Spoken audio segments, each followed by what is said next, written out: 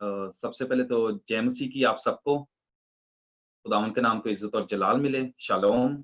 मैं पास्टर कामरान का और ग्लोरी प्रेयर मिनिस्ट्री का बहुत शुक्रगुज़ार हूँ कि जिन्होंने एक बार फिर मुझे मौका दिया कि मैं खुदावंद के पाक कलाम को आप सब लोगों के साथ शेयर करने वाला बनूँ। खुदावंद ने मुझे ये बोझ दिया ताकि मैं इस पाक कलाम के बीज को आपके दिलों में बीज सकूँ, और मेरा ईमान है कि इस पाक कलाम के वसीला से आप सब बहुत सी बरकतें पाएँगे। और जब ये पाक कलाम का बीज आपके दिलों में बीजा जाएगा, तो खुदावंद के फजल से 30 गुना नहीं, 60 गुना नहीं, बल्कि 100 गुना फल लाने वाले बनेंगे आप। सारा जलाल खुदावंद यीशु मसीह के नाम को मिले। आमीन। आज मैं जो पाक कलाम आपके साथ शेयर करने जा रहा हूँ, उसमें मैं आपके साथ 2 तूफानों पर बात करने वाला हूँ। 2 स्टॉर्म्स के 2 तरह के तूफान हैं जो हमारी ज़िंदगी में आते हैं।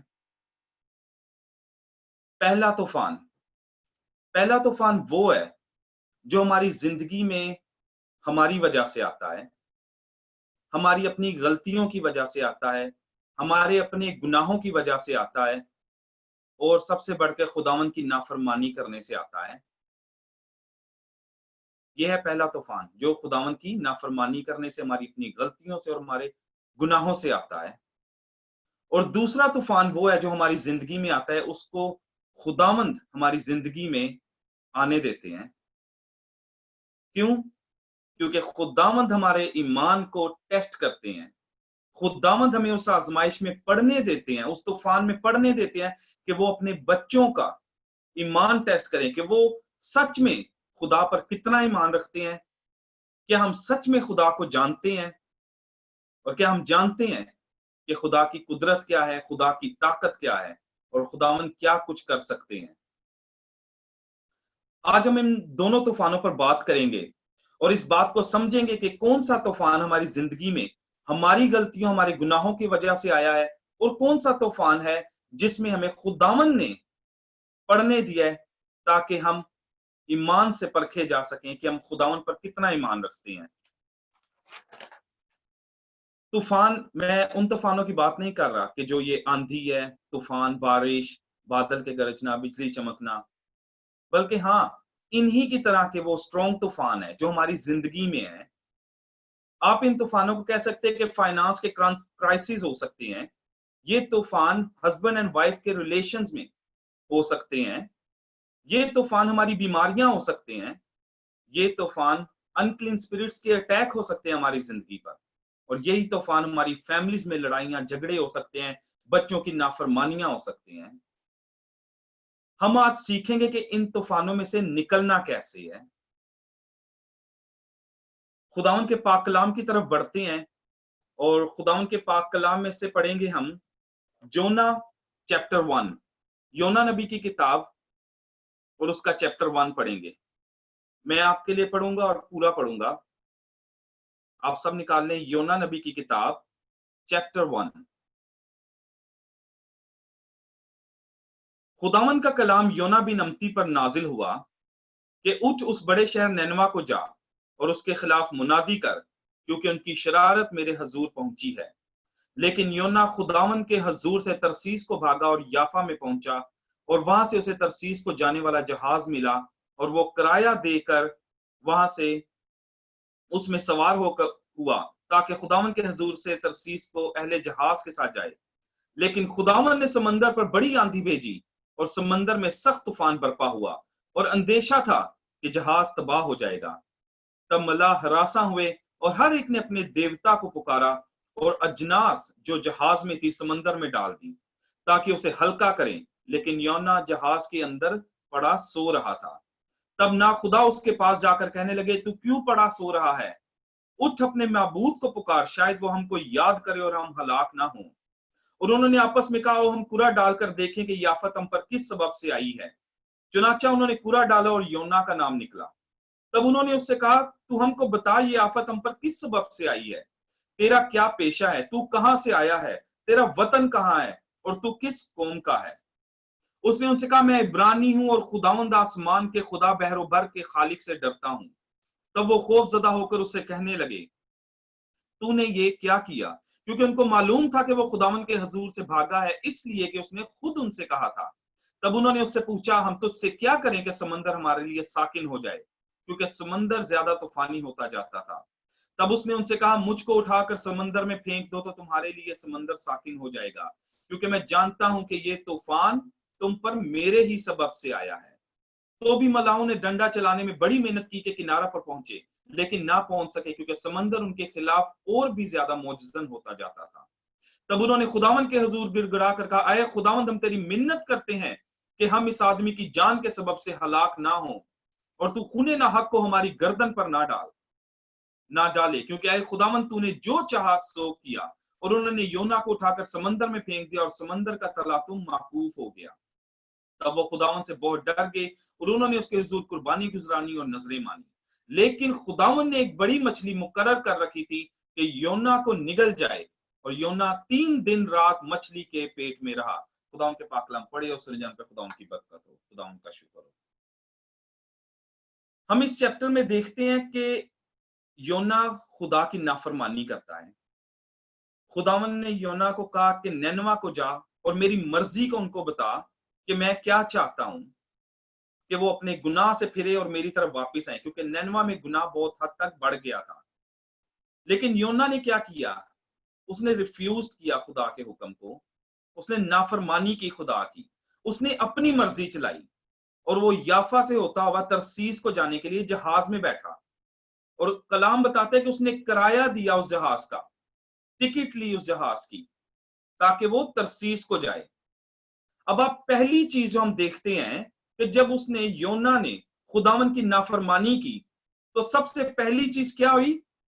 सबसे पहला इफेक्ट उसके फाइनेंस पे हुआ कि उसको अपनी जेब से, अपने रुपए पैसे से उस जहाज की टिकट को खरीदना पड़ा, किराया देना पड़ा, ताकि वो खुदावन की हजूर से भागे और दूसरी तरफ जाए। फिर उसने रास्ते में, जहाज पे जाना था, सफर लंबा था, में भी उसने खाने की चीजें भी अपने साथ ली होंगी, क्योंकि कलाम बताता है कि जब तूफान आया तो अनाज उसमें से फेंक दिया गया, खाने पीने की चीजें फेंक दी गई। तीसरी बात कि उस टिकट के लिए क्या पता कि उसको एक लंबी कतार में, क्यू में खड़ा होना पड़ा हुआ हो, टाइम वेस्ट हुआ हो। ये थी पहली चीज कि जो हम देखते हैं कि सबसे पहला इफेक्ट योना को उसके फाइनेंस पे हुआ कि उसको जेब से अपनी किराया लगाकर खुदावन के हजूर से तरसीस को भागना पड़ा। लेकिन जब वो जहाज में था तो खुदावन ने बहुत बड़ा तूफान समंदर में भेजा, यहां तक कि उनका जहाज पानी में डूबने लगा और तबाह होने लगा। और जो लोग उसके साथ थे, उन्होंने मौजूद जहाज में सारा अनाज समंदर में फेंक दिया, ताकि जहाज को हल्का करे, ताकि जहाज जो कि तबाह होने को था समंदर में डूब ना जाए। दूसरी चीज क्या हुई कि उनको अनाज का नुकसान हुआ, खरीद, उसने जो खाने पीने की चीजें थी उनका नुकसान हुआ। और सबने अपने अपने गैर माबूदों से दुआ की कि हमें इस तूफान से बचा ले। पहली चीज कि फाइनेंस का इफेक्ट हुआ, दूसरी चीज उसको फूड का इफेक्ट हुआ, उसका फाइनेंस उसकी जेब से लगा और उसका सारा फूड जाया हो गया। मगर आप गौर करें कि योना उस जहाज में सो रहा था। वो लोगों ने उससे कहा कि तू सो रहा है, उठ और अपने देवता से दुआ कर कि शायद वो हमारी दुआ सुने और हमें बचा ले। अब हमें इस बात पर गौर करनी है कि योना उस वक्त जहाज में सो रहा था, जबकि तूफान बहुत तेज आया हुआ था। समंदर की लहरें कभी जहाज को यहां लेके जा रही होंगी, कभी वहां लेके जा रही होंगी। वो कहते हैं कि समंदर का पानी जहाज में आ रहा था, इवन के जहाज तबाह होने को था। तो आप अंदाजा लगाएं कि योना कैसे उस जहाज में सो रहा होगा। मैं आपको एक एग्जांपल देता हूं कि जब आप, हमारे शहरों में अक्सर तूफान आते हैं, तेज हवाएं चलती हैं, बादल गरजते हैं, बिजलियां चमकती हैं, बहुत तेज आंधी चलती है, तो हम अपने बिस्तर पर बड़े आराम से सोए होते हैं अक्सर रात को। लेकिन क्या होता है कि हमारी आंख अचानक से खुल जाती है, हमारी आंख खुल जाती है उस आंधी की आवाज से। तो आप अंदाजा लगाएं कि एक आदमी कश्ती में सवार है, जहाज में सवार है, और वो जहाज पानी में तबाह होने को है, तो वो कैसे सो रहा होगा। लिखा है कि लेकिन योना उस जहाज में सो रहा था। नहीं, वो सो नहीं रहा था, बल्कि सोने की एक्टिंग कर रहा था। पंजाबी में कह सकते हैं आप कि कुन्ना बनया होया सी, कुन्ना बन के सिर्फ उन्हें अखा बंद कीतियां हुई सन, क्योंकि उसको पता था कि ये तूफान उस ही की वजह से आया है, और वो सिर्फ उस तूफान को इग्नोर कर रहा था कि उसको पता है कि मेरी वजह से आया है, लेकिन वो इग्नोर कर रहा था कि नहीं नहीं नहीं नहीं, मैंने इस चीज को नहीं लेना कि ये मेरी तरफ से है। सम टाइम हमें भी पता होता है, कि हमारी जिंदगी में कोई जो तूफान आया है वो हमारी अपनी वजह से आया है, खुदा की नाफरमानी करने से आया है, हमारे अपनी बेईमानी की वजह से आया है। लेकिन हम क्या करते हैं? हम करते हैं कि हम उस चीज को इग्नोर करते हैं। हम भी योना की तरह आंखें बंद करके बस लेटे रहते हैं। हम कहते हैं कि नहीं नहीं नहीं नहीं, ये तूफान मेरी वजह से नहीं आया। हम इधर के खुदावन की तरफ वापस फिरें, हम उस चीज को इग्नोर करते हैं और हम उल्टा खुदावन पर डाल देते हैं कि जैसी खुदावन की मर्जी, शायद ये तूफान मेरी जिंदगी में आना ही था क्योंकि खुदावन की मर्जी है। हम अपने गुनाहों को परखते नहीं है, बल्कि हम खुदावन पे डाल देते हैं कि ये खुदावन की मर्जी जी, हमारी जिंदगी में ऐसे ही लिखा था। अब मैं आपको एग्जांपल देता हूं कि हम सब जानते हैं कि अल्कोहल, शराब जिस्म में नुकसान करती है, लिवर को खराब कर देती है। अब हम सब जानते हैं इस चीज को, लेकिन फिर भी जब पीते हैं, लोग पीते हैं, तो क्या होता है? लिवर खराब हो जाता है, आदमी बेड पे पड़ जाता है, इवन सम टाइम मर जाता है। लेकिन बाद में क्या कहते हैं? भाई जैसी खुदावन की मर्जी, इसकी लिखी ऐसे थी, इसकी आनी ऐसे थी। हम अपने गुनाहों को नहीं देखते कि भाई शराब पी पी के हमने अपने जिस्म का हाल क्या कर लिया है, पर हम एंड में कह देते भाई खुदावन की जो मर्जी, इसके दिन ही इतने लिखे हुए थे खुदावन ने। हम अपने गुनाह को नहीं परखते हैं। दूसरी बात कि हम झूठ बोल देते हैं। जब हम झूठ बोलते हैं तो हम उस तूफान को अपनी तरफ आने देते हैं, चाहे छोटा सा क्यों ना झूठ हो। लेकिन जब हम झूठ बोलते हैं तो फिर हमने उस झूठ को अब कवर भी करना है, और जब हमने उस झूठ को कवर करना है तो हमें उस झूठ के लिए और झूठ बोलने पड़ेंगे, और हम उस तूफान में फंसते चले जाएंगे। और जब सब कुछ बिगड़ जाएगा तो फिर आखिरकार हम उस चीज को इग्नोर करेंगे कि ये हमारी वजह से नहीं आया, आंखें बंद कर लेंगे और कहेंगे जैसी खुदावन की मर्जी, हमारी जिंदगी को खुदावन ने ऐसे ही लिखा है, हमारे साथ ऐसा ही होना था। लालच कर देते हैं। अक्सर हम दूसरे लोगों के पास अच्छी चीजें देखें तो हम अक्सर लालच कर जाते हैं। हम कहते हैं कि हमें भी ये मिलना चाहिए, हमारे पास ये क्यों नहीं है। बहुत कोशिश करते हैं कि हमें ये चीजें मिल जाएं, इवन कि हम डेस्परेट हो जाते हैं कि ये क्यों हमारे पास नहीं है, क्यों मुझे नहीं मिली अभी तक। फिर हम गलत कदम उठाते हैं उस चीज को हासिल करने के लिए। सम टाइम हम चोरियां करना शुरू कर देते हैं, सम टाइम हम कर्जे ले लेते हैं, इंटरेस्ट पे ले लेते हैं, सूद पर ले लेते हैं, फिर हमें वो कर्जे वापस नहीं हमसे होते हैं, हमसे वो सूद वापस नहीं होता है। हमने सबसे पहले क्या किया? लालच करके उस तूफान को अपनी तरफ आने दिया, और बाद में गलत कदम करके, खुदावन की नाफरमानी करके अब हम उस तूफान में और फंसते जा रहे हैं। और जब सब कुछ बिगड़ जाता है, बुरी तरह फंस जाता है, तो हम खुदावन पे डाल देते हैं भाई मेरी जिंदगी में खुदावन की यही मर्जी थी, खुदावन ने तो सारा कुछ पहले से प्लान करके रखा हुआ है, मेरी जिंदगी में ऐसे ही आना था। अपनी गलतियों को, अपने गुनाहों को हम नहीं परखते। मेरे अजीजों, हम सबको पता होता है कि खुदा की नाफरमानी कर रहे हैं, गलत काम कर रहे हैं, पर फिर भी हम खुदा की मर्जी को नहीं बल्कि अपनी मर्जी को पहले रखते हैं, जैसे योना ने रखा कि उसने खुदा की नाफरमानी की, खुदा की मर्जी को पूरा नहीं किया बल्कि अपनी मर्जी की, और याफा से होता हुआ तरसीस को भागा। याफा से होता हुआ तरसीस को भागा, खुदावन की नाफरमानी कर दी, और फिर क्या हुआ? खुदा की नाफरमानी करके तूफान में फंस गया। और हम आगे देखते हैं, कलाम में लिखा कि फिर उन लोगों ने कहा कि चलो हम कुरा डालते हैं, जिसके नाम का कुरा निकलेगा हमें पता चल जाएगा कि ये तूफान उसी के सबब से आया है। और कुरा डालते ही योना का नाम निकल आया। अब योना को फिर एक्सेप्ट करना पड़ा। उसने कहा हाँ भी, मैं तो जिंदा खुदा को मानने वाला हूं और उसकी तरफ से मैं भागा हूं, मैंने उसके हुक्म की नाफरमानी की है। तब वो गैर माबूदों को मानने वालों को भी पता था कि इब्रानियों का खुदा जिंदा खुदा है, और अगर उसकी नाफरमानी करेंगे तो ऐसे तूफान हमारी जिंदगी में आएंगे।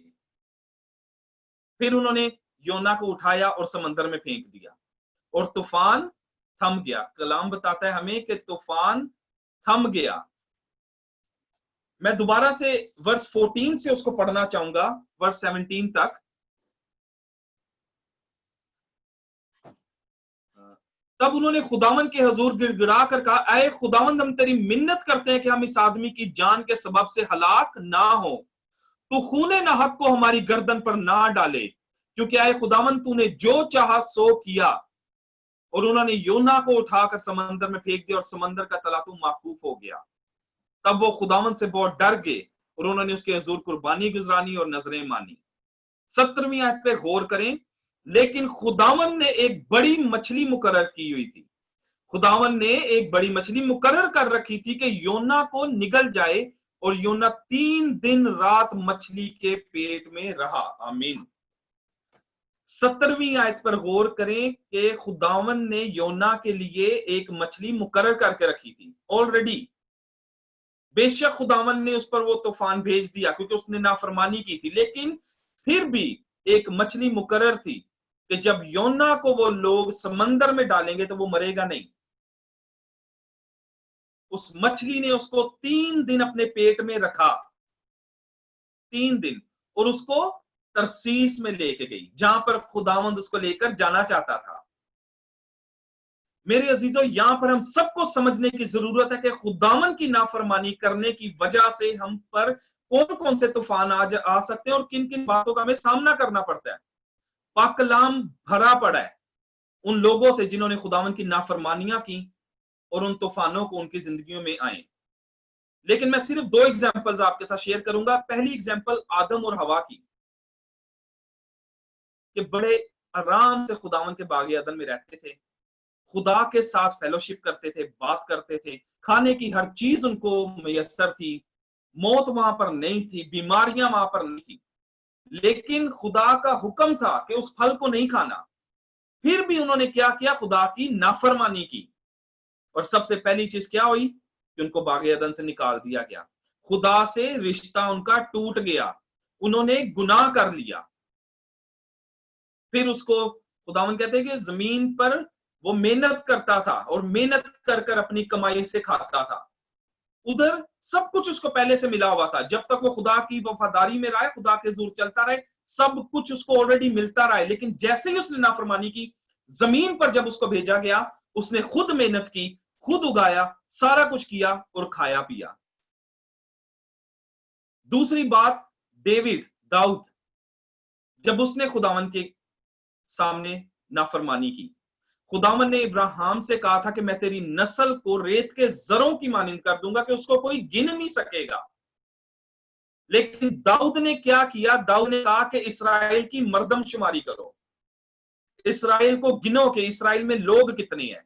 जबकि खुदावन ने कहा है कि मैं इब्राहिम की नस्ल को, इसराइल को इतना कर दूंगा कि उनको कोई गिन नहीं सकेगा, आसमान के सितारों की मानिंद कर दूंगा, रेत के जरों की मानिंद कर दूंगा।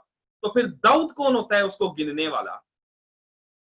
खुदावन ने 3 दिन तक मौत के तूफान को उसके शहर पर, उस पूरे इसराइल पर रखा, और 3 दिन तक लोग मरते रहे उस तूफान के अंदर। सिर्फ किस वजह से? क्योंकि दाऊद ने खुदावन की नाफरमानी की थी। अब देखें कि यही हिसाब योना का है कि जब उसने खुदावन की नाफरमानी की तो सबसे पहले उसको अपनी जेब से पैसे लगाने पड़े। दूसरा, उसने जो अनाज था वो सब कुछ खुद खरीदा। तीसरा, उसको टिकट लेने के लिए क्यू में लगना पड़ा होगा, इंतजार करना पड़ा हुआ होगा। लेकिन हुआ कि आखिरकार खुदा की नाफरमानी करने से सब कुछ जाया हो गया। वो पैसे जाया हो गए, वो सामान जाया हो गया, और सबसे बढ़कर कि वो खुदा की नजर में गुनहगार हुआ। लेकिन देखें कि जब खुदा का हुक्म मानेंगे हम सब, लेकिन योना ने जैसे खुदावन के बाद में हुक्म माना और उसने कहा मुझे समंदर में डाल दो, तो खुदावन ने क्या किया कि योना के लिए मछली मुकर्रर की थी, जिसने उसको अपने मुंह में से निगलकर पेट में रखा 3 दिन 3 रात। अब गौर करें कि यहां पर जब खुदावन का हुक्म माना गया तो यहां पर उसके पैसे भी नहीं लगे। मछली ने उसको फ्री में तरसीस लेके गई। जहाज में उसको पैसे देकर भागना पड़ा तरसीस को, लेकिन यहां से उसको मछली फ्री में नैनवा को लेकर गई, जहां पर खुदावन चाहता था कि योना जा और मेरा कलाम लोगों तक पहुंचा। हालेलुया। क्योंकि खुदावन मुहैया करता है। अब वो 3 दिन और 3 रात मछली के पेट में रहा है, तो ऑफकोर्स भूखा तो रहा नहीं होगा, कि खुदावन ने उसको भूखा मरने के लिए तो नहीं छोड़ा होगा। खुदावन ने किसी ना किसी सबब से उसके पास फूड भी पहुंचाया होगा, कि वो 3 दिन 3 रात मछली के पेट में रहा है। मेरे अजीजों, खुदावन का हुक्म मानना चाहिए, क्योंकि जब हम उसका हुक्म नहीं मानते तो हम उसकी नाफरमानी करते हैं और दुख उठाते हैं। जब हम उसका हुक्म नहीं मानते तो ऐसे ही तूफान, जैसे बीमारियां, फाइनेंस के मसले, रिलेशनशिप का खराब हो जाना, बच्चों की नाफरमानी, ये सब हमारी जिंदगी में आता है। लेकिन फिर भी आप गौर करें कि अगर हम उन सब के बाद भी अपने खुदावन के पास फिरें, अपने गुनाहों का इकरार करें, तो खुदावन बड़ा रहीम है। वो हमें फिर भी माफ करता है, हमें अपने बेटे और बेटियां होने का हक देता है, हमें माफ करता है और हमें ब्लेस करता है। लेकिन अगर हम शुरू से ही खुदावन के साथ वफादारी से चलें, शुरू से अपने जिंदा खुदा का हुक्म माने, तो हमें तो शायद इन तूफानों में से, शायद क्या बल्कि हमें इन तूफानों में से गुजरना भी नहीं पड़ेगा। पहले ही अगर हम खुदा के उस सारे हुक्मों को मान ले जो हमारा खुदावंद हमसे चाहता है। अब देखें कि योना बाद में भी तो मछली के पेट में गया, फ्री, खाना भी मिलता रहा, नैनवा को पहुंचा भी दिया गया।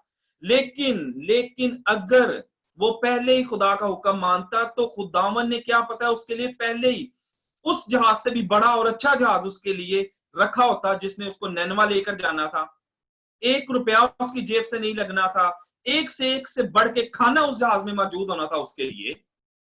जहां के उसका सारा खाना वेस्ट हो गया उस जहाज में जब वो तरसीस को भागा, इस तरफ खुदावन ने एक से बढ़कर एक चीज उसके लिए, क्योंकि खुदावन मुहैया करता है अपने बच्चों को जो उसके हुक्मों पर चलते हैं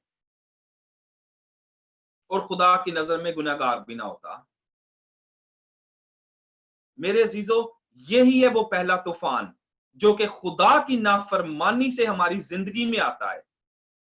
मगर जब हम खुदा के हुक्म को मानेंगे और दिलो जान से उसके ताबिया रहेंगे और हर काम में खुदा की मर्जी को पहले रखेंगे और अपनी मर्जी को बाद में रखेंगे, तो खुदावंद हमें बहुत सारी बरकत से माला माल करेगा और वो सब कुछ इनायत करेगा, वो सब कुछ इनायत करेगा जिसकी हमें जरूरत है। खुदावंद का पाक कलाम कहता है कि वो तो अपने महबूब को नींद में ही दे देता है, हमारे मांगने से पहले जानता है कि हमें किस चीज की जरूरत है। मैं यहां पे किंग सोलोमन की एग्जांपल दूंगा कि किंग सोलोमन ने, जब खुदावन ने उससे कहा कि क्या चाहिए बता मुझे, तो उसने खुदावन की मर्जी को जाना। उसने कहा कि मुझे ना रुपए चाहिए, ना दौलत चाहिए, ना ही तू मेरी जिंदगी के अयामों को बढ़ा, बल्कि मुझे सिर्फ आसमानी विजडम दे ताकि मैं तेरे हुक्मों पर अच्छे तरीके से चल सकूं। खुदावंद उससे खुश हो गए। खुदावन ने कहा कि तूने बहुत अच्छी चीज मांगी है, अब कि तूने मांगी बहुत अच्छी चीज है तो मैं तुझे दौलत भी दूंगा, मैं तुझे शोहरत भी दूंगा और मैं तेरी जिंदगी के अयामों को भी बढ़ा दूंगा, बशर्ते कि हम खुदावन के साथ वफादारी से चलें, खुदावन के हुक्मों को माने और खुदावन का हुक्म और मर्जी को पहले रखें। हालेलुया, आमीन। अब मैं बात करना चाहूंगा सेकंड स्टॉर्म पर, कि दूसरा तूफान जो कि हमारी जिंदगी में खुदावन की तरफ से आता है, वो कैसा होता है। खुदावन के पाकलाम की तरफ बढ़ते हैं और निकाले मेरे साथ मरकस की अंजील, मार्क चैप्टर 4, मरकस की अंजील चैप्टर 4, उसकी वर्स 35 से 41 तक हम पढ़ेंगे। मरकस की अंजील चैप्टर 4 वर्स 35 टू 41। यस्सु तूफान को थमा देता है। हालेलुया। उसी दिन जब शाम हुई तो उसने उनसे कहा, आओ पार चलें, और वो भीड़ को छोड़कर उसे जिस हाल में वो था कश्ती पर साथ ले चले, और उसके साथ और कश्तियां भी थीं। तब बड़ी आंधी चली और लहरें कश्ती पर यहां तक आई कि कश्ती पानी से भरी जाती थी और वो खुद पीछे तरफ गद्दी पर सो रहा था। बस उन्होंने उसे जगा कर कहा, ऐ उस्ताद, क्या तुझे फिक्र नहीं कि हम हलाक हुए जाते हैं। उसने उठकर हवा को डांटा और पानी से कहा, साकित हो, थम जा। बस हवा बंद हो गई और बड़ा अमन हो गया। फिर उनसे कहा, तुम क्यों डरते हो, अब तक ईमान नहीं रखते? और वो नहायत डर गए और आपस में कहने लगे, ये कौन है कि हवा और पानी भी इसका हुक्म मानते हैं। हालेलुया, आमीन। अब हम इसमें देखते हैं कि यहां पर खुदावन यस्सु मसीह कश्ती में सवार है और वो अपने शागिर्दों के साथ झील के दूसरी तरफ जा रहे हैं। अब क्या है कि यहां पर तूफान आया है, कश्ती पानी से भरी हुई है। तब शागिर्दों ने यस्सु के पास जाके देखा और यस्सु को कहते हैं, ऐ उस्ताद उठ, तुझको फिक्र नहीं, हम हलाक हुए जा रहे हैं। क्योंकि कलाम बताते हैं यस्सु सो रहे थे। अब आप देखें कि एक कश्ती भी है, तूफान भी है और खुदावन यीशु मसीह सो रहे हैं। जैसा कि पहले मैंने बताया कि योना भी था, जहाज भी था और योना सो भी रहा था। अब देखें कि जैसे मैंने योना की एग्जांपल दी कि क्या उस तूफान में वो सो सकता था कश्ती में? नहीं। इसी तरह खुदावन यस्सु मसीह भी इस जहाज में सोए नहीं हुए थे, बल्कि वो सिर्फ अपने शागिर्दों के ईमान को टेस्ट कर रहे थे। ये तूफान उन्होंने अपने शागिर्दों पर आने दिया कि वो इस ईमान को टेस्ट करें, इस आजमाइश में पढ़ने दिया कि इनका ईमान कितना है। क्या वो अब तक जान गए कि मैं जिंदा खुदा का बेटा हूं, कि जिंदा खुदा की कुदरत क्या है, जिंदा खुदा की ताकत क्या है, और जिंदा खुदा इस तूफान को थमा सकता है। तब यीशु ने हवा और तूफान को डांटा और हवा रुक गई और पानी ठहर गया। तब यीशु ने अपने शागिर्दों से क्या कहा कि तुम क्यों डरते हो, अब तक ईमान नहीं रखते? कि खुदावंद उनका ईमान को टेस्ट कर रहे थे और खुदावंद ने कहा कि अभी भी डरते हो, अभी तक मुझ पर ईमान नहीं लाए। हम सब जानते हैं कि खुदावंद अपने शागिर्दों के साथ कितने दिनों से थे। मैं कहता हूं बहुत लंबे अरसे थे और इस तूफान से पहले कई मौजज़े खुदावंद ने किए और उनको शागिर्दों ने देखा, उनके साथ थे, कई मौजज़े किए। लेकिन फिर भी जब तूफान आया तो वो अपने ईमान से डोल गए। जब उनकी जान पर पड़ी तो वो अपने ईमान से डोल गए और वो भूल गए कि हमारी कश्ती में हमारे साथ सवार कौन है। वही जिंदा खुदा का बेटा जिसने इतने मौजज़े किए हैं। तो क्या उसमें कुदरत नहीं कि वो इस तूफान से हमें बचा ले? वो यीशु मसीह की ताकत और उसकी कुदरत को भूल गए। और जैसा कि बाइबल में लिखा है कि ताज्जुब करके, उल्टा ताज्जुब करके कहने लगे कि ये कौन है कि हवा और पानी भी इसका हुक्म मानते हैं। कि खुदावन यीशु मसीह उनके साथ इतनी देर से हैं, उनके साथ कलाम कर रहे हैं, फिर भी वो कहते हैं कि ये कौन है जिसका हुक्म हवा और पानी भी मानते हैं। देखें, इतने मौजों के बावजूद वो खुदावन यीशु मसीह को जान ना सके और एक दूसरे से सवाल करते हैं कि ये कौन है, यीशु मसीह की कुदरत क्या है, यीशु मसीह की ताकत क्या है।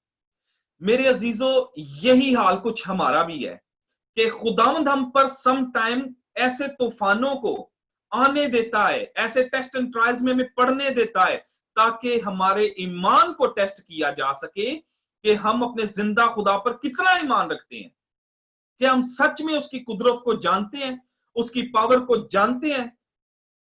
लेकिन सच तो यही है शागिर्दों की तरह कि जब हम पर तूफान पड़ता है, तूफान आता है, तो हमें सडनली अपने खुदावन की ताकत को, कुदरत को, जलाल को भूल जाते हैं और खुदावन से गिले करने लगते हैं, हाय खुदावन मेरे पे ये क्यों तूफान आ गया, खुदावन मैं तो आपके साथ इतना वफादारी से चल रहा हूं, चल रही हूं, फिर भी मुझ पर ये तूफान कैसे आ गया। हम समझते नहीं है कि हमें उस तूफान में पेशेंस रखनी है, सब्र रखना है और अपने खुदा के साथ ईमानदारी से चलना है, तो जिंदगी का ताज हमें मिलेगा। मैं आपको इसकी एक एग्जांपल देता हूं। मैं पढ़ूंगा आपके लिए लूका की अंजील, अगर आप मेरे साथ निकालना चाहें, लूका की अंजील उसका 22 बाब, उसकी 31 आयत से 32 तक मैं पढ़ूंगा। शमाउन शमाउन, देख शैतान ने तुम लोगों को मांग लिया है ताकि गईयों की तरह फटके, लेकिन मैंने तेरे लिए दुआ की कि तेरा ईमान जाता ना रहे, और जब तू रजू करे तो अपने भाइयों को मजबूत करना। हालेलुया, आमीन। यस्सु ने पतरस से क्या कहा कि शमाउन शमाउन, तुझे शैतान ने मांग लिया है, लेकिन मैंने तेरे लिए दुआ की कि तेरा ईमान जाता ना रहे। अब पतरस को खुदावंद ने बता दिया कि शैतान ने तुम्हें मांग लिया है। खुदावंद ने उस तूफान को पतरस की जिंदगी में आने दिया ताकि उस वक्त पतरस अपने ईमान में टेस्ट किया जाए, उसका ईमान खुदावंद पर कितना है। लेकिन एक बात आप इधर गौर करें कि खुदावंद ने कहा कि मैंने तेरे लिए दुआ की है, दुआ की है कि तेरा ईमान जाता ना रहे। जब अपने लोगों पर खुदावंद कभी टेस्ट एंड ट्रायल आने देते हैं तो वो कभी भी उनकी कुव्वत से ज्यादा, उनकी बर्दाश्त से ज्यादा उसको आजमाइश में नहीं डालेंगे, बल्कि हिम्मत देंगे ताकि वो खुदावंद पर ईमान से खड़े रहे, खुदावंद के सामने ईमान से खड़े रहे और उस तूफान में से गुजरने की खुदावंद उन्हें ताकत देता है। हालेलुया। एक और जगह मैं आपके सामने क्विकली पढ़ दूंगा, आप मेरे साथ निकाल लें अय्यूब की किताब, उसका पहला बाब, अय्यूब की किताब उसका पहला बाब और उसकी 9 से 12 आयत तक मैं पढ़ता हूं आपके लिए। शैतान ने खुदावन को जवाब दिया, क्या अय्यूब यूं ही खुदा से डरता है? क्या तूने इसके, उसके और उसके घर के गिर्द जो कुछ उसका है उसके उस सब के गिर्द चारों तरफ बाढ़ नहीं बनाई? तूने उसके हाथ के काम में बरकत बख्शी और उसके गले मुल्क में बढ़ गए, पर तू जरा अपना हाथ बढ़ाकर जो कुछ उसका है उसे छू ही दे, तो क्या वो तेरे मुंह पर तेरी तकफीर ना करेगा? खुदावन ने शैतान से कहा, देख उसका सब कुछ तेरे इख्तियार में है, सिर्फ उसको हाथ ना लगाना। तब शैतान खुदावन के सामने से चला गया।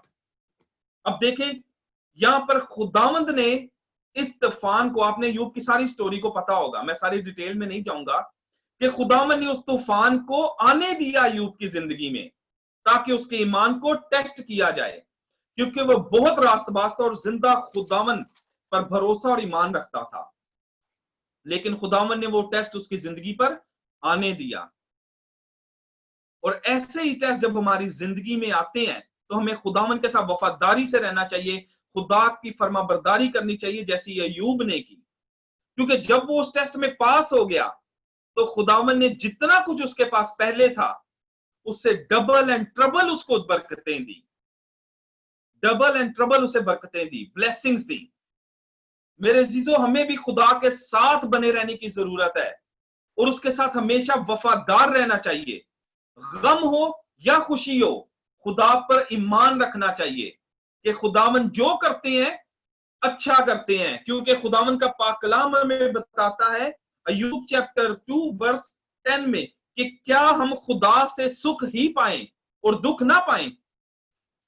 कि खुदावन जब तक हमें सुख दे रहा है, खुशी दे रहा है, वाह खुदावन तेरा नाम को जलाल मिले, तू जिंदा खुदावंद है, तेरी बरकतें क्या बेमिसाल है। लेकिन जैसे ही थोड़ा सा टेस्ट एंड ट्रायल आता है, वो खुदावन मैं मर गया, मेरे पे क्या हो गया, ये तूफान मेरी जिंदगी में कैसा, कि मैं तो बड़ी वफादारी से तेरे साथ चल रहा हूं, मैंने तो कोई गुनाह भी नहीं किया। लेकिन खुदावन वहीं पर तो टेस्ट करते हैं कि जब तक तेरे पास सब कुछ है, तू खुश है, मेरे साथ वफादारी में है, लेकिन मैंने जरा सा तेरे ऊपर क्या कहते हैं टेस्ट आने दिया, तो क्या कहते हैं कि लोग खुदावन के सामने गिले करते हैं। रेफरेंस है जॉन चैप्टर 2 वर्स 10। मेरे अजीजों, हम सबको खुदा में मजबूत होना है और खुदा पर ईमान रखना है, और वो हर तूफान, हर मुश्किल, हर परेशानी से हमको निकालने की कुदरत रखता है। Hallelujah, hallelujah. Job chapter 2 verse 10, Job, अय्यूब की किताब। लेकिन अगर तूफान हमने खुद मांगा है, गुनाह करके, खुदा की नाफरमानी करके, तो फिर मेरे अजीजों हमें खुदावन की तरफ वापस मुड़ने की जरूरत है, अपने गुनाहों को परखने की जरूरत है, ताकि खुदावन से माफी मांगे, अपने गुनाहों का इकरार करें और उसकी मर्जी को पूरा करें जो वो हमसे चाहता है, ताकि सारा जलाल खुदावन के नाम को मिले और वो आपको उस तूफान में से निकालेगा और बरकतें देगा। जैसे उसने योना को उस तूफान से निकाला, वो हमें भी इस तूफान से निकाल सकता है। जैसे उसने अय्यूब को तूफान से निकाला, हमें भी वो निकालने की कुदरत रखता है। हमें अपने खुदावन के साथ वफादारी से चलना है और सबसे बढ़कर उसकी मर्जी को पहले और अपनी मर्जी को बाद में रखना है। हालेलुया। खुदावन का ये पाक कलाम पढ़ा और सुने जाने पर खुदावन की बरकत हो, और खुदावन आप सबको इस पाक कलाम के वसीले से बड़ी बरकत दे। आमीन। हालेलुया। आइए हम इसी तरह खुदावन में बने रहेंगे और खुदावन के हुजूर खड़े होंगे और खुदावन के मसा को इसी तरह बरकरार रखेंगे। Hallelujah, hallelujah, hallelujah. खुदावन के जिंदा पाक कलाम के लिए हम शुक्रगुजारी करते हैं कि खुदावन ने इस पाक कलाम के वसीला से हमारी जिंदगियों को तब्दील कर दिया है। मेरा ईमान है कि ये बीज जो बोया गया है ये 30 गुना नहीं, 60 गुना नहीं, बल्कि 100 गुना फल लाएगा। Hallelujah, hallelujah. अपनी आंखों को बंद करें और पाकरू को इनवाइट करें, पाकरू के इस मसा को बरकरार रखें। Hallelujah, hallelujah. और जैसा कि मैं कहता हूं, सबसे पहले अपने लिए दुआ करें। हर एक शख्स अपने मुंह से इकरार करे और खुदावन की शुक्रगुजारी करे और अपने लिए दुआ करे कि खुदावन तेरा शुक्र हो कि तूने मुझे जिंदगी और तंदुरुस्ती दी। खुदावन तेरा शुक्र हो कि तूने मुझे हर एक तूफान से अभी तक बचा कर रखा। और खुदा बाप, अगर मैं किसी तूफान में फंस जाता हूं तो जिंदा खुदावन तू मुझे निकालने की कुदरत रखता है। शुक्र करें खुदावन का। Hallelujah, hallelujah. क्योंकि वो शुक्र के लायक है, वो प्यार से भरा बाप है, वो मुकद्दस खुदावंद है। Hallelujah, hallelujah. लबन जमात रूशबानी तारा वजा मंदनु मतार के देने। खुदावंद की शुक्रगुजारी करें। Hallelujah, hallelujah. खुदावंद तेरा शुक्र हो कि तूने खुदा बाप अभी तक हमें खुदा बाप जी इस जमीन पर खैर सलामती से रखा है। यबल तमा तुरूबनी तरा मंदंदनी पस को दूरी जिमान दना बाजार तपीना। खुदावंद यहोवा बाप, हम तेरा शुक्र करते हैं कि तू जिंदा खुदावंद है, तू अच्छा खुदावंद है, तू प्यार से भरा हुआ बाप है। लबाला सालती मिनजुनु वज़मामा रबा शूरदबीना कल्दमा हिका रबंचुनो दोरो रवंजला पंदुन्नी पंतकवारी लिजमंतनु। खुदा बाप, ये पाक कलाम का बीज इनके दिलों में जो बोया गया है 100 गुना फल लाए यीशु के नाम से। Hallelujah, hallelujah, hallelujah. जिंदा खुदावंद, तू वादों का सच्चा खुदा है। तूने वादा किया कि जहां 2 या 3 मेरे नाम से जमा होंगे मैं वहां मौजूद हूं। हालेलुया। खुदावंद यहोवा बाप, हम तेरा शुक्र करते हैं खुदा बाप जी एक एक फैमिली के लिए जो कि मेरे यहोवा बाप जी यहां पर मौजूद है खुदा बाप इस प्लेटफॉर्म पर, ताकि खुदा बाप तेरे नाम को इज्जत और जलाल देने के लिए हम सब इकट्ठे हो सके। और मेरा ईमान है कि खुदा बाप तेरा तख्त यहां पर लग चुका है। हालेलुया। वल जमामा रबा सानी दा ममारा खूरो जो कोरो ममन धमम बनी बीत कोरो दोरो। ईमान रखो यीशु के ऊपर। हालेलुया, कि वो सब कुछ करने में कादिर है। खुदावंद का पाक कलाम कहता है कि जो कुछ तुम दुआ में मांगते हो इस ईमान से मांगो कि वो तुम्हें मिल गया और वो तुम्हें मिल जाएगा। लबन समामनन द्रु बाजार दबाराबाना कूरचमी कना जला मंदनु पत्वारी अला बाकुंदनी मंदनु मस्तकारी लजवाली अला बमा गमुंदनो रजा मंबरा बमाना धूर्शवानी कराब कूदरी रगली मिंतनु मंजना अलदवाही अला बल सममनंदनु मतारी गिंदना। खुदावन यहोवा बाप तेरा शुक्र करते हैं खुदा बाप जिंदगी और तंदुरुस्ती के लिए। यहोवा बाप मैं तेरा शुक्र करता हूँ खुदा बाप, तूने हमें अभी तक बचा के रखा। खुदावन यहोवा बाप जी तेरा शुक्र करते हैं खुदा बाप, तूने हमें इस कोरोना जैसी लानत से अभी तक बचा के रखा हुआ। खुदावन यहोवा बाप जी हालेलुया। ज़वाला माश कुर्दबी निदिबी बाराबाना खानी करामा मना दूतरो। खुदावन यहोवा बाप मैं तेरा शुक्र करता हूँ यहोवा बाप जी, उन बहन भाइयों के लिए, उन लोगों के लिए दुआ करता हूँ कि जो इस कोरोना वायरस के खुदा बाप जी टच में आ गए हैं यहोवा बाप जी। जिंदा खुदावंद उनके ऊपर तेरे पाक लहू को लगा देता हूं मेरे यहोवा बाप जी। जिंदा खुदावंद मौत उनका पोषण नहीं है यीशु के नाम से खुदा बाप जी। वो जिंदगी पाएंगे और कसरत से पाएंगे यहोवा बाप जी। जिंदा खुदावंद, क्योंकि तूने सूली पर अपना लहू बहाया है और उस लहू से हमें खरीद लिया है। और ये कोरोना वायरस कोई चीज नहीं जो खुदा बाप हमारी जिंदगी को हमसे छीन ले, क्योंकि ये जिंदगी तेरी है मेरे यहोवा बाप। हालेलुया। वजह हमारा बात सार दी पापाना दूर घुमा के रजवली इल्जमामा आरगुमुन दुनी तरवधाली ममाना घर जमा को तूर जबा कमा के रिबास तूर दबी तमाला किंजना मा तूर दबी लबा आस्त कुल दबी हमारा कुंजनो मा तीर दबा। खुदावन या बाप तेरी अक्ल और तेरी विजडम को मांग लेते हैं ताकि तेरे इस पाक कलाम को मोर अच्छे तरीके से खुदा बाप जी पढ़ने सुनने वाले हो सके। खुदा बाप जी हमारे दिलों में ये पाक कलाम नक्श हो जाए खुदावन या बाप, ताकि हम इस पर अमल करें यीशु के नाम से। हालेलुया। लबा जारा मामाना जोर दमा तोरो कुरजमा कबातरी बित बरा बला संबा नमा कुर्दमीना। खुदावन यहोवा बाप तेरा यीशु नाम सबसे आला है, क्योंकि तेरा पाक कलाम बताता है कि इसी वास्ते खुदा ने भी उसे बहुत सर बुलंद किया और उसे वो नाम बख्शा जो सब नामों से आला है, ताकि हर एक घुटना यीशु नाम के आगे झुके, ख्वा आसमानियों का हो, ख्वा जमीनियों का हो, ख्वा जमीन के नीचों का, सारे घुटने यीशु के नाम के आगे झुके। ये सारी बीमारियां लाचारियां आज यीशु के नाम के आगे झुक जाएंगी। आमीन। हालेलुया। लबा रबा सोरदमा मना कर्जमा का लबा आज तुम्हारी बिंजनो तुरो बता कंदानी का दा तमाम तर किडनीज के प्रॉब्लम यीशु के नाम से हील हो रहे हैं। रबा जम्बना मातूर दबीना पंजनु मोतोर का receive it in the name of Jesus. लजी काला पारदम मना कुर्दमानी कुंदनो, ऑर्थराइटिस की सारी प्रॉब्लम यस्सु के नाम से ठीक हो रही है। बजाला मामला बासूर दबाना हर दवाली किंजनु मोतोर दबा आरी घूरो बोबो रबीना सा वल्दी मन्नू तरापी शंगनो मोतोर दबाना। खुदावन यहोवा बाप के नाम से ये जो सर दर्द है कई सालों से है, ये यस्सु के नाम से जा रहा है आज। Receive it church, receive it. यला वाल दीमा मारा बा सार दीमा मना कूर्च बोनो को दरो। जिस्म के दर्द को आज यस्सु के लहू से धो के पाक साफ कर देता हूं। वो एक जिस्म जो दर्द में आज नया जिस्म हो जाए यस्सु के नाम से। लाजी मामाना